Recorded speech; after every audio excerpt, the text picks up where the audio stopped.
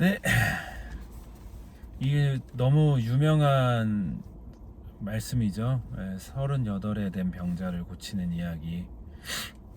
네, 예수님께서 이 행각에 와가지고 이 이 38에 된 병자한테 말을 걸었을 때, 이 병자는 처음에 뭘 기대했을까요? 아마 그 물이 움직일 때 자기를 1등으로 넣어줄 것을 기대했을 거예요. 그쵸? 그게 유일하게 믿고 붙들고 있는 거거든요. 물에 들어가야 된다는. 유일하게 믿고 붙들고 있었던 문제 해결 방식이 그 물에 들어가는 거였을 겁니다. 하지만 예수님께서는 청개구리처럼 철저하게 그 병자의 기대를 무시합니다. 그들의 로직을 따르지 않아요. 그토록 바라던 물에 넣어주지 않습니다.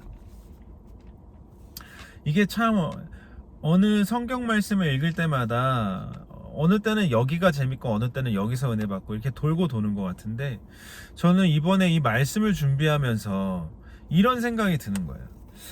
그래, 병이 낫는 게 목적이었지 물에 들어가는 게 목적이 아니잖아. 물론 이제 뭐 아주 정확한 예는 아니지만,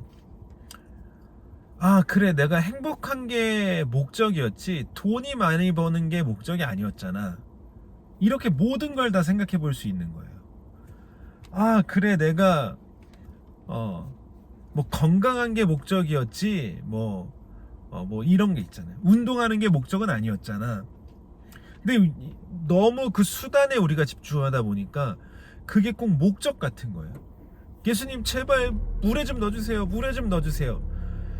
우리가 이런 기도를 막 하고 있는 게 아닐까. 근데 갑자기 예수님 와가지고, 야, 너 물에 왜 들어가려고 하는 건데?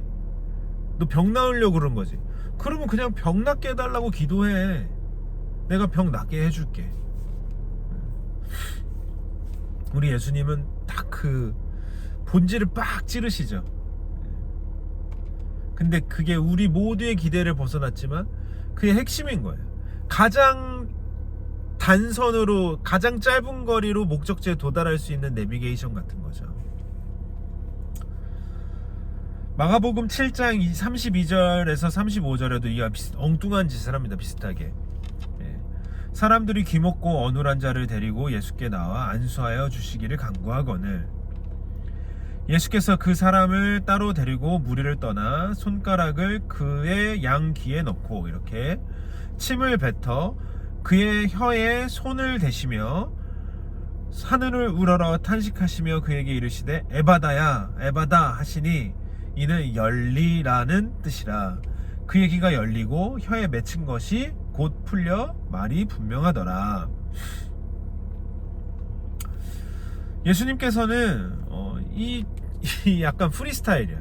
어떤 때는 약간 로직을 만들어가지고 막 사기꾼처럼 막 행동해요.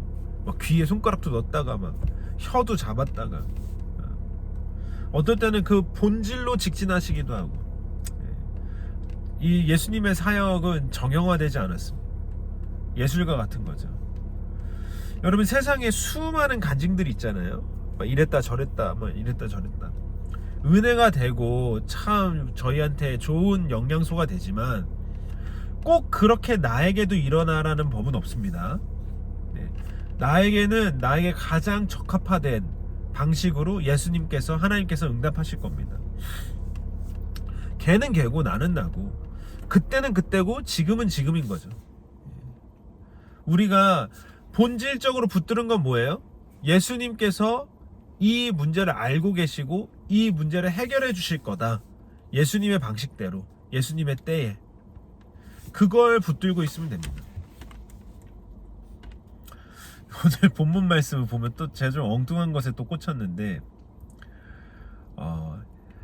못이 있는데 거기 행각 5이 있고 그 안에 많은 병자, 맹인, 다리 저는 사람, 혈기 많은 사람들이 누워 물의 움직임을 기다리니, 이렇게 돼 있잖아요. 3절에. 이 우리 교회인가? 이런 생각이 드는 거예요. 우리 교회 아픈 사람도 많고 뭐 문제 있는 사람도 많고, 그 예수님이 왔는데 한 사람을 고른 거잖아. 이 이야기 속에서는 누군가가 당신의 때에 그 사람이 선택돼서 그 사람의 문제가 해결될 텐데 나머지 선택받지 못한 사람들은 얼마나 또 섭섭할까, 그런 생각도 좀 들고, 각자의 때가 있겠지, 이런 생각도 좀 합니다. 왜 옛날에 우리가 광성 목사님네랑 지열이 형네 그 애기 하나님이 생명 주시길 기도했을 때 광성 목사님네가 1년 먼저 응답받고 둘째 형네가 그 다음에 응답받았잖아요. 그랬던 것처럼 때가 다 다르겠거니. 그런데 또 드는 생각은 여기에 문제 없는 사람, 마음에 기도 제목 없는 사람 한 명이 없구나, 이런 생각이 들었습니다. 예수님께서는 오늘 본문 마지막에 야 너가 일어나 걸으라, 이렇게 얘기하시죠. 저 이게 정말 중요한 포인트라고 생각합니다. 예수님께서는 이 38년 된 병자가 마음의 힘이 아무것도 없죠. 얼마나 많은 실패를 경험했겠어요. 그리고 한 10년쯤 지났을 때부터는 누가 와서 나를 일으켜주지 않으면은 내 스스로는 어떠한 문제도 해결할 수 없구나 라고 마음을 먹어버리고 그 다음부터는 철저하게 수동적으로 살았을 것 같아요. 제발 저 좀 걷게 해주세요. 제발 저 좀 물에 넣어주세요. 근데 이미 마음의 포기가 돼서 몸과 마음에 아무런 근육에 힘이 없는 그 사람에게 야, 너 앉아서 이 슈퍼히어로의 이 영웅적인 행위에 수혜자로 남지 말고 너가 스스로 일어나서 걸어가. 그러니까 이 사역에, 이 기적에 동참시키는 거죠. 너는 가만히 자빠져 있어도 내가 너를 해결해 줄 거야. 너의 모든 문제를 해결해 줄 거야. 물론 맞죠. 본질적으로는 맞지만 예수님께서 그 상황 속에서는 그 마음의 힘이 하나도 없는 그 사람을 동역자로 세우는 거예요. 야, 너 그냥 앉아서 그냥 받아 먹기만 할 거야? 아니야, 너 충분히 할 수 있어. 너도 이 문제를 해결하는데 동참해. 일어나. 네가 한번 걸어봐. 네 힘 빠진 그 허벅지에 힘을 줘봐. 예수님께서 그 38년 된 병자를 들쳐업고 그 물에 들어가지 않습니다. 물리적으로 손을 잡고 일으켜 세워주지도 않아요. 그냥 내 말을 믿고 네가 허벅지에 힘을 주고 일어나 걸어 라고 명령하시는 겁니다. 실제로 네가 싸워, 또 해봐, 내가 응원해 줄게. 만약에 예수님께서 그 38에 된 병자를 이렇게 가정해 보는 거예요. 손을 잡고 일으켜줘. 근데 힘이 없어. 안아. 들쳐업고 물에 담궈. 병이 나. 결과적으로는 똑같죠. 근데 여러분 아시겠지만, 우리 어른들 다 알지만 인생의 파도가 왜 한 번밖에 안 오겠어요. 또 오잖아요. 그 38회 된 병자는 두 번째 인생의 큰 파도를 맞았을 때 주저앉았어. 그러면 학습된 게 뭐예요? 예수님 올 때까지 기다려야지. 기도해야지. 예수님이 나를 또 들쳐업고 문제를 해결해 주시겠지. 하지 않겠냐는 거죠. 근데 예수님의 방식대로 이 문제를 해결한 경험이 있는 38에 된 병자는 어떻게 되겠습니까? 그때 예수님이 말씀에 의지해서 그 말씀에 순종해서 내가 스스로 일어나서 걸으니까 걸어가 줬지. 이번에도 말씀에 의지해서 내가 한번 스스로 해보자. 일단 그러지 않겠습니까?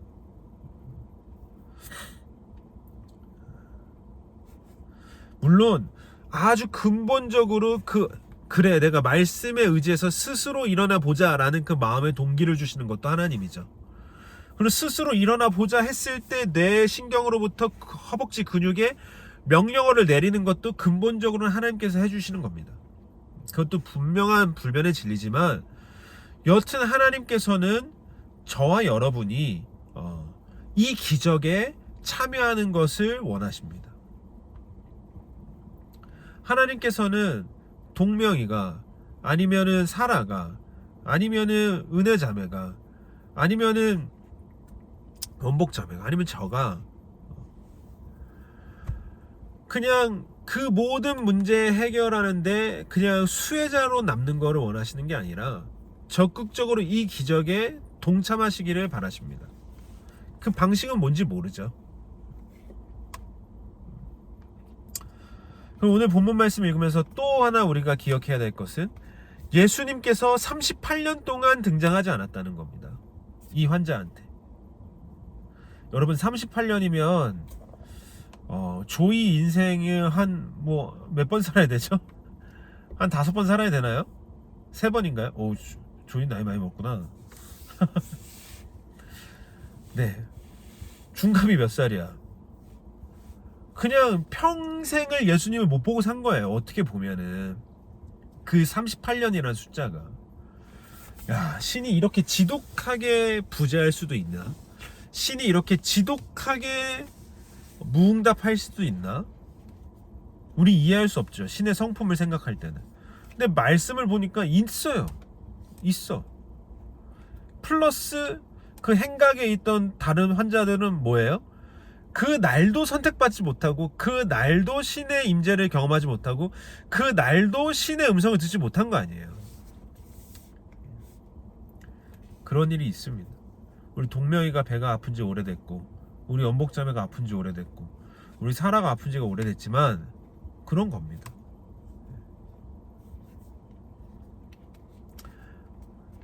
하지만 우리가 오늘 이 본문 말씀을 읽으면서 기억해야 하는 것은, 내가 어찌 다 그분의 의도를 알 수 있을까? 그분의 때를 알 수 있을까? 우리가 감성과 지성과 의지 이런 게 있는데, 이럴 때는 어떻게 해야 됩니까? 감성을 자극하면 안 돼요. 감성을 자극. 왜 오늘도 안 오시지? 왜 오늘도 응답하지 않으시지? 진짜 하나님은 내 기도를 듣지 않으시고, 이건 좀 감성적인 거잖아요. 그 감성의 에너지를 좀 낮추고 의지와 지성의 에너지를 막 활성화시켜가지고, 이거는 신이 뜻을 가지고 때를 보고 계신 거고, 뜻을 가지고 숨어 계신 거고, 아직은 아닌가 보다. 부재가 아니야. 숨으신 거야. 신이 없는 게 아니야. 숨으신 거야. 신이 응답하지 않는 게 아니야. 그냥 무응답이라는 응답을 하신 거야. 라고 우리의 지성과 의지를 활성화해가지고 그걸 붙잡아야 되는 거죠. 그걸 붙잡고 때를 기다린 사람만이 그 기적에 동참할 수 있는 겁니다. 이 전체 이야기에서 제가 가장 큰 은혜를 받고 전하고 싶은 메시지는 뭐냐면, 본문 어디에도 38에 된 병자가 예수님 제발 와서 제 병을 고쳐주세요 라는 말은 없어요. 예수님이 간 거예요. 걔한테 가가지고 그냥 이미 그 사람의 문제를 알고 있어. 이미 병이 오랜 줄 알고 계십니다.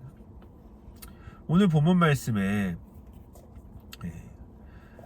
6절에 보면 이렇게 합니다. 예수께서 그 누운 것을 보시고 병이 벌써 오랜 줄 아시고 이르시되 내가 낫고자 하느냐. 보시고 아시고 이르시되. 우리 하나님께서는 우리를 보고 계시고 우리의 문제를 상황을 알고 계시고 그걸 우리에게 말씀하십니다. 우리가 요청하기 전에. 그거면 여러분 은혜가 충분하지 않습니까? 그 넥스트는 때가 있겠죠. 그분의 방식이 있겠죠. 근데 그 넥스트가 언제인지는 우리는 알 수 없지만, 중요한 건 우리가 알고 있는 건 예수님이 우리를 보고 계시는구나. 그리고 예수님이 알고 계시는구나. 그리고 예수님께서 나에게 말씀하시는구나. 그거를 붙잡는 저희 수박교회 성도들이 다 됐으면 좋겠습니다. 저는 참 마음이 힘들고 몸이 지칠 때, 문제가 해결되지 않을 때, 예수님께서 나를 보고 계시고 그리고 알고 계시고 그리고 말씀하시는구나. 이것만으로도 정말 많은 은혜가 됩니다. 물론 그거를 인지했다고 해서 당장에 나의 문제가 해결되진 않죠. 근데 어느 순간 되니까 문제가 해결되는 거는 두 번째 문제예요.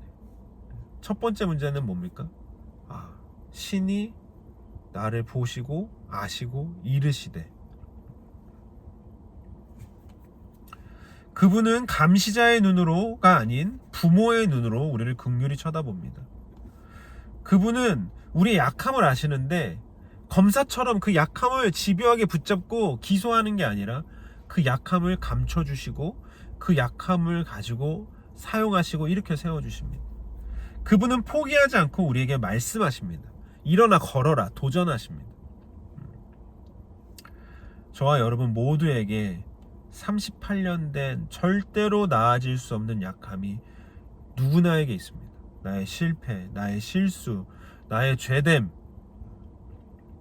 다 있죠. 근데 우리 그걸 보지 말고 뻔뻔하게 그런 나를 보고 아시고 말씀하시는 하나님만 바라봅시다. 그럼 우리 수박교회 다 되시기를 주님의 이름으로 축원하겠습니다. 아멘. Put your hands up. 기도하겠습니다. 38해 된 나의 문제를 늘 바라보고 좌절하고 포기하고 그랬습니다. 주님, 더 이상 그러지 않게 하시고 뻔뻔하게 하나님만 바라보고 하나님 한 분만을 만족하는 저희 수박교회 성도들 다 되게 하여 주시옵소서. 예수님의 기적에 동참하는 저희들 되게 하여 주시옵소서. 말씀에 의지하여서 스스로 일어나서 걸어가는 우리 수박교회 성도들 다 되게 하여 주시고 예수님의 기적에 동참하고 동역자로 설 수 있는 저희들 되게 하여 주시옵소서. 예수 그리스도의 이름을 받들어 기도하옵나이다. 아멘.